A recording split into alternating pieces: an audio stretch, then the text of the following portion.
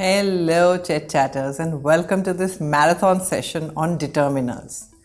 Determiners are those tiny words that cause big confusion.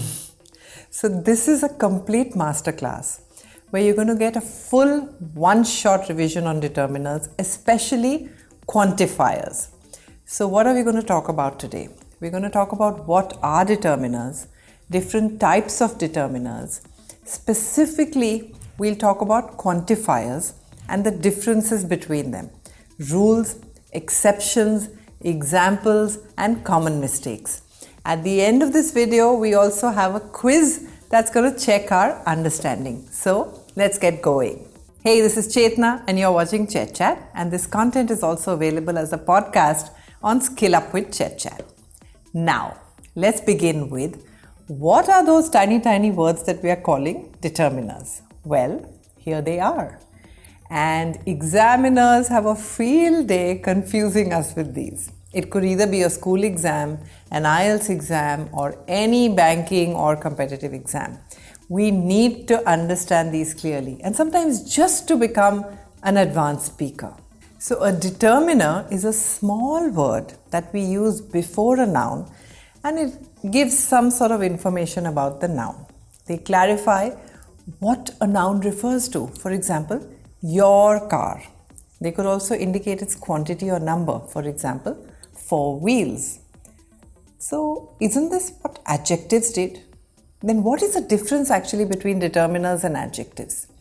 Determiners are a type of adjectives, except that they are not. They're not qualitative. Example, a red book, an old book, a good book is an adjective. Now, what is it doing? It's describing the qualities of the book. But this book, that book, my book, many books, few books, some books, they're all determiners. They simply signal and point towards a noun. They don't describe the qualities of that noun. Pronunciation. Before we move on, we must establish that this is not determine, but determine, determiners, not determiners. Okay, with that said, let's take a look at the 8 types of determiners that you are perhaps studying at school. Now, we're not going to go into each one of them in detail today. And in fact, we already have a detailed video on articles, and I'm going to drop a link to that below. We're only going to talk about quantifiers out of these 8. But what are quantifiers? Let's go over the basics before deep diving. Here they are. As the name suggests, they suggest the quantity or the number of the noun, how many or how much of something. But these can often be so confusing, few or a few, some or any. Okay, so primarily there are 3 main differences when you look at these quantifiers, especially when you look at them in pairs. Let's go over them one by one. The first is the actual quantity or the amount of something. Are they saying that it's a lot of quantity or less, more number or less? That is the first difference. The second difference is in the type of sentence in which the determiner is used. Is it used in a positive sentence, in a negative sentence, or in questions? So positive sentences, are like, you have an exam tomorrow. Negative sentences have a not or a never type of word in it, like you don't have an exam tomorrow, you do not have an exam tomorrow. And questions, you all know questions. Do you have an exam tomorrow? Do you like this video? Then make sure that you subscribe to the channel. The third kind of difference between quantifiers is on the type of noun they are used with.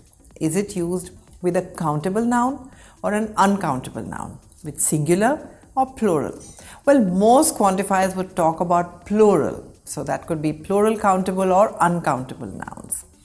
But articles like a and an, singular nouns. So what are uncountable nouns? You already know that, stuff that you can't count, like water, information, sugar, homework, that's a lot. Rain, pollution, advice, knowledge, weather, furniture, humility, honesty. Singular and plural countable nouns are easy and you already know them.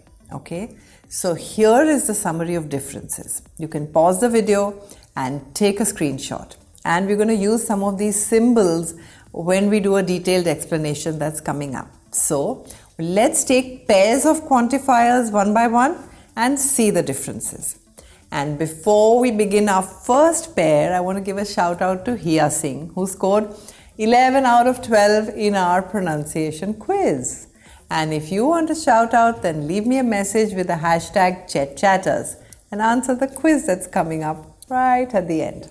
Okay, few versus little. Let's look at the three differences and the usage of these words. Both are used for small quantities or numbers, around 2 or 5 items or less than 25% quantity is a good approximation. Both are used in positive sentences. There were few clouds in the sky. I had little sugar left in the jar. As you can see, few is used for countable nouns and it talks about numbers, stuff you can count, few chocolates, few mangoes, few cups. And little is used for uncountable nouns and talks about quantity like little love, little happiness, little honey. There's one hack to determine which determiner to use. If there is an S at the end of the noun, use few. And if you cannot put an S at the end of the noun, then use little. Try it out. Make a few sentences and leave them for me as comments below. So basically, few means less in number and little means less in quantity. I have few eggs. I cannot bake a cake. They are not enough. There's little time left before the train departs. We need to hurry. The time is short. We might miss the train. Few and little have a negative tone, like it's a small quantity or a number, which is a problem. I have few eggs means they are not enough. It's a problem. Similarly, when we have little time, it means we need to rush. Now let's look at a few and a little. Once again, they both mean small numbers and small quantities. But what is the difference between a few and few? A little and little. Let's find out. I have a few carrots. We can make a carrot cake. There is a little time left before the train departs. We will make it. This time the tone is a little different. Now this is this big difference actually between few and a few. A few and a little have a positive tone, meaning at least we've got something. Whereas few and little meant it's less, probably not enough. That is why these small words cause big confusion. What about the few and the little? The few eggs that were there got used up in the cake. There were not too many eggs in the first place, but whatever we had, we used it up while baking the cake. She appreciated the little support she received from her colleagues. This means that she probably was hoping for more support and she got little. However, she appreciated that at least there was some support. The few and the little mean that even though there are not many or not much, but it's all that there is, whatever we have. So, the few and the little are both positive and negative in their tone. On the one hand, they are highlighting the fact that there are not many or not much. On the other hand, it is saying that at least we had that much. Let's take some more examples. In times of crisis, the few who stand up to help make a significant impact. Despite the little time we had, we managed to complete the project successfully. It was not much, but all that we had or all that was there. Here's another determiner that means a small quantity, bit or a bit. Let's see how this compares with few and little. Bit is a bit like few. It is used with uncountable nouns to determine quantity. It needs a bit more work. We can also say it needs a little more work. I have a bit of information or I have a little information are the same thing. Here's an interesting one. May I borrow your phone for a little bit? This is acceptable, little bit. It means a teeny tiny amount of, in this case, time. Now look at these two sentences. She adds a bit of sugar to her coffee. I add a little bit of sugar to mine. Little bit is less than bit. That sounded like a tongue twister. Little bit is less than bit, lily bet. Okay, time for the next big pair of quantifiers, some versus any. Both some and any are used when we are not sure of exactly how much quantity we are talking about. The only difference is that with some, the quantity is unspecified but limited, which means we don't know how much it is, but it's not a huge quantity. It is somewhat limited, some. Any, on the other hand, is totally unspecified. I have some money versus do you have any money? In the first case, we don't know how much, but we don't have too much. We have some. In the second case, it could be any amount of money. Any. Unspecified. This is another big difference. Sentence type. Some and any can both be used for questions.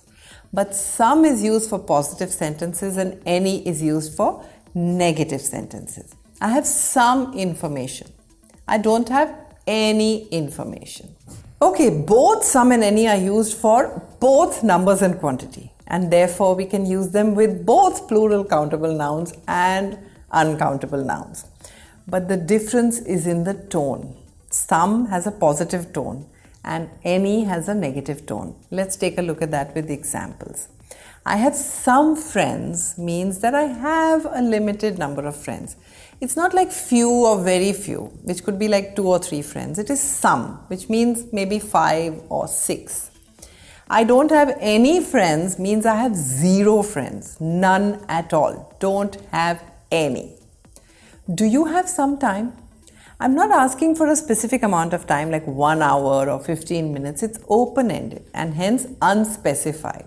But it's also limited. Not like do you have a huge amount of time or a lot of time, but some time is limited time. Do you have any time? Again, it's unspecified and limited.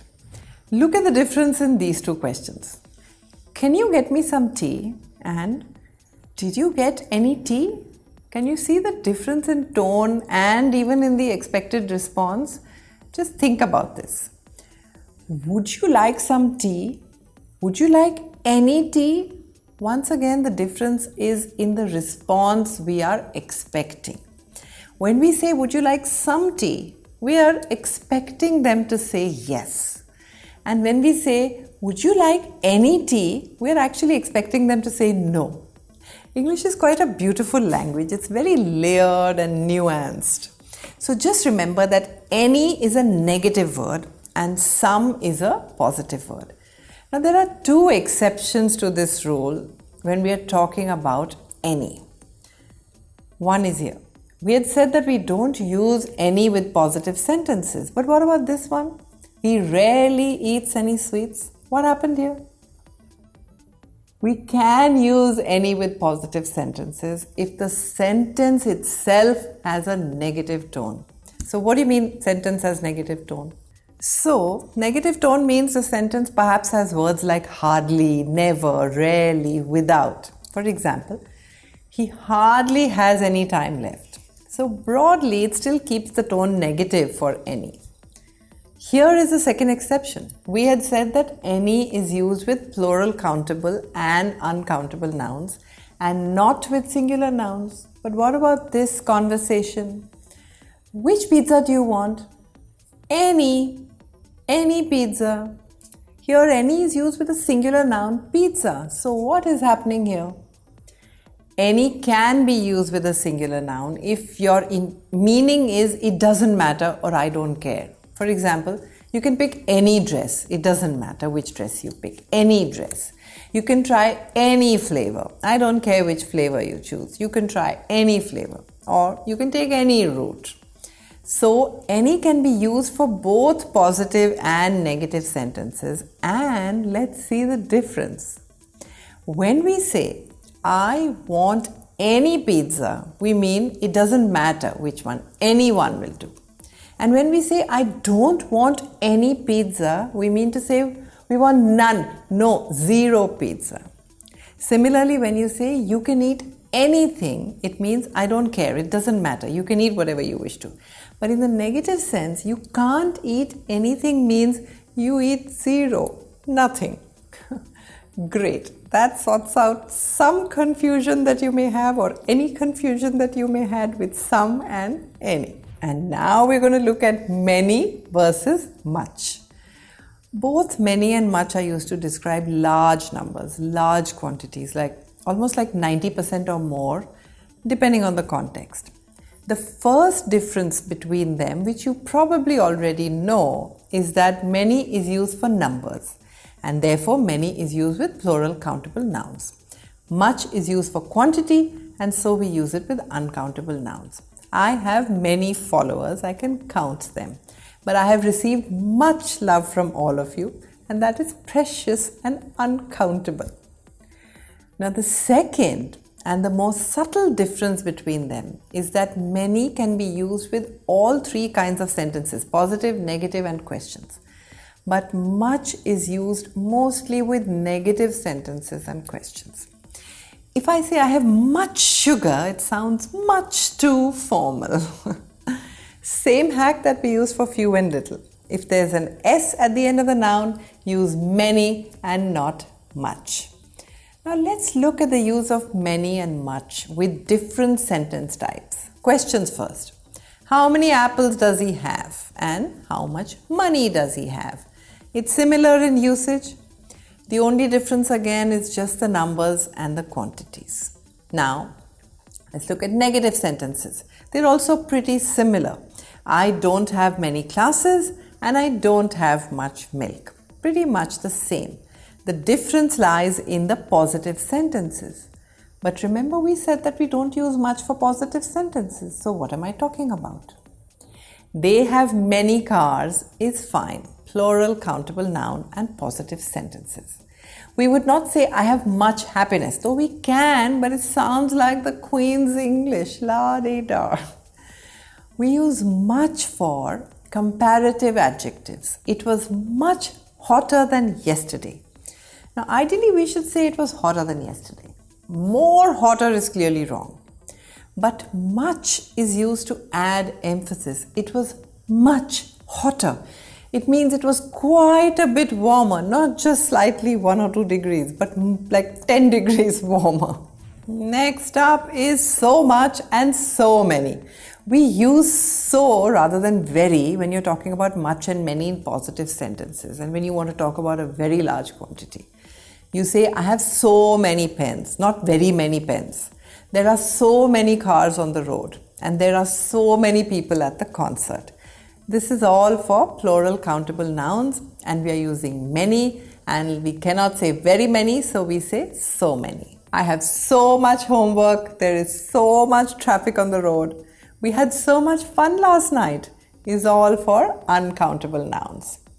Now we also use too much and too many, but these we use in the negative sense when we are trying to say that it is more than necessary. Example, I bought too much food. We had to throw some of it away.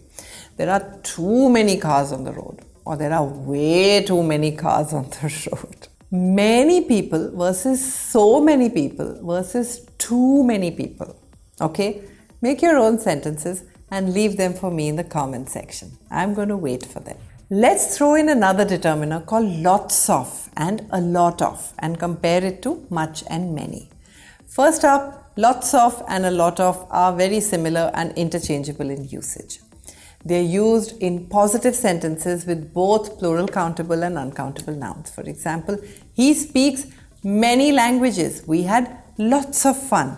I have a lot of respect for her. Beware that lots of and a lot of could sound casual. So if you want to sound formal, use many and much. And here are some common mistakes. A lot many, a lot or many. Very many, many or so many. Very less work. Less is used with countable nouns. We should say very little work. Many works. Work is an uncountable noun. So we will say a lot of work, not works. Another common mistake is using a lot instead of very. Like, I was a lot tired. No, a lot is used instead of much or many. In this case, we would say, I was very tired. Okay, we've done most of the determiners, and now it's time to move to most versus most of. And both of them can be used with all three sentence types. So on paper, actually, they both seem identical. But what is the difference? We write most followed by the noun and most of followed by a determiner like the, his, her, theirs, my, etc. and then the noun. Most is the superlative determiner. It's used to indicate the greatest amount, the greatest quantity, the greatest degree. Most of actually indicates majority or the large portion of the whole. If you're getting confused, I'll simplify this for you. And we're going to see some example. Most people are educated. Most computers are big. And he scored the most runs in World Cup cricket. They ate most of the pizza. Most of the day is over and most of the data is incorrect. Can you see how this is a majority of or a large portion of? Still not convinced? I'm going to make this easier. So when we say most pizzas are round, we mean it in a general sense that most pizzas are round. So, when you see a pizza, chances are it's going to be round. But when we say most of the pizzas were thin crust, we mean it in a specific sense. Most of the pizzas that we ordered at the party were thin crust. Most desserts are sweet is a general statement. But he made most of the desserts at home is specific to the desserts that were served at home. And here are some common mistakes with most and most of.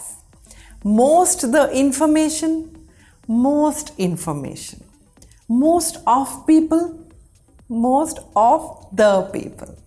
Cool, well done. And next up is a great deal of, a large amount of, a large number of, and a great number of. They're all used for large numbers and quantities, approximately around 85 to 90%. Amount and deal are words we use with uncountable nouns, and number is used with countable nouns. But let's see how they're actually used.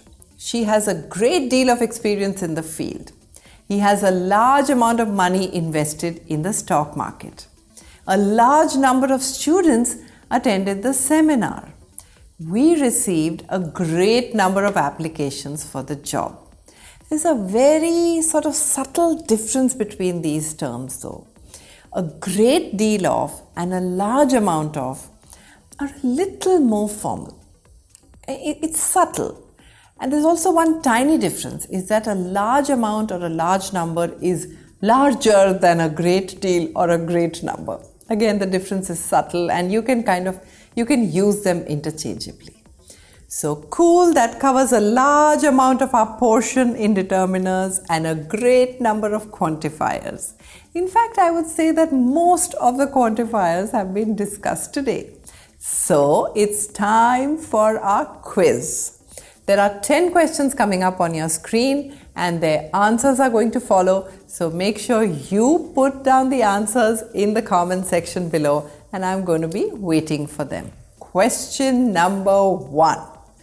Unfortunately, I have talent for music, although I have always wanted to be a famous singer. Since talent is uncountable, what are we going to say? Few and a few are both ruled out. And the answer is little, because we are complaining about having less talent and not being able to fulfill our dream. Okay, question number 2 on your screen. Dash people attended the early morning meeting but joined in later as it progressed.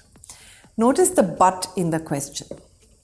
Initially, there were a few, but later some joined in. Okay.